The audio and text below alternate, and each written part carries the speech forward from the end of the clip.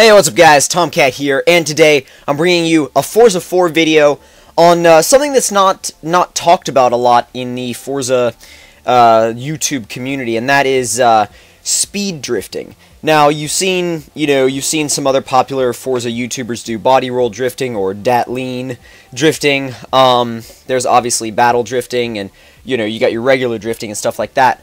But speed drifting is, I don't know how many people actually do it. Or there might be some huge community that I just don't know about related to it, but it's something that I do sometimes with my friends. It's something that I used to do back when I was a member of a different club a long time ago. And basically what speed drifting is your goal is to set the best lap time around a track while drifting. So you kind of have to combine circuit-style driving and the elements of using a good racing line with drifting. And it's actually a little bit more complicated than you think. It can get really, really competitive, and you got to know how to set up your car for it the right way, because you can't set up a pure drift car because that's just going to slide. That's just going to slide, and it's not going to be fast.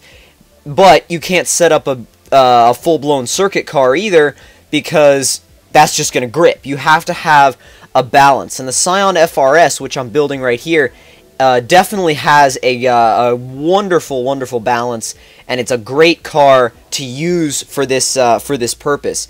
And if you guys want to copy this setup and the tune, which you guys will see later or coming in the video, you're more than welcome to, because it's something that I want to start doing a little bit more, and hopefully it'll catch on, because it's quite fun.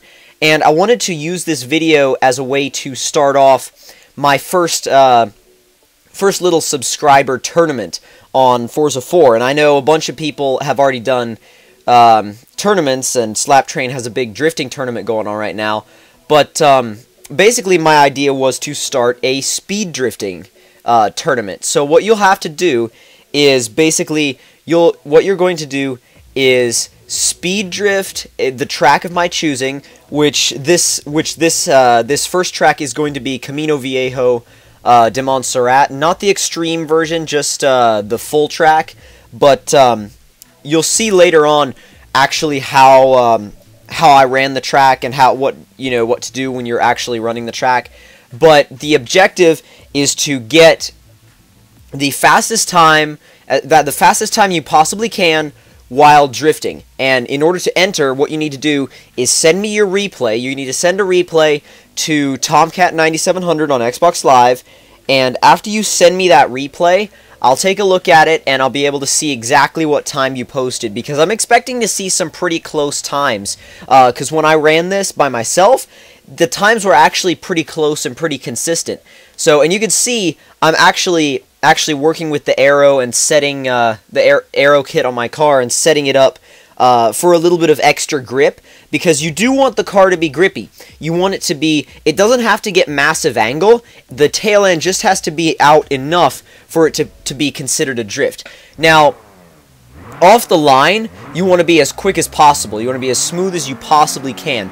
Now, when you get into the first corner, you can see I get sort of slightly sideways. I get just enough angle to be able for it to be considered technically a drift. So you want to keep your momentum down through the first few corners, and when you're coming down to this section, you'll want to pull the e-brake just a little bit to flick the tail end out.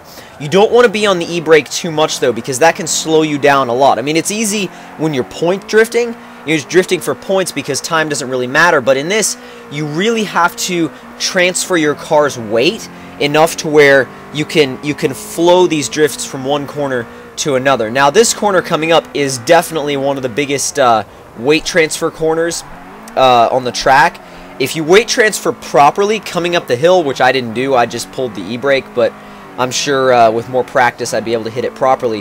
What you can do is come up the hill and go slightly to the right and then swing it back out around to the left to hit the left-hand corner. And I mean, it's a pretty good system. It works pretty well. It's pretty consistent if you can get it down. Also, for this last corner, you want to come into it at almost 90 degrees, because if you do that, then you can set yourself up to be perfectly on the apex to come out of the corner. Now remember, you have to drift each corner. Well, not each corner, as many corners as possible. Like, for example, the first corner, you need to drift. Any corner that's a significant corner needs to be drifted. But, like, this little tiny bit right down there doesn't need to be drifted. But this long S-curve does need to be drifted. So whichever corners are actually significant corners, they need to actually be drifted. So, speed drifting. I'm hoping this little competition goes well.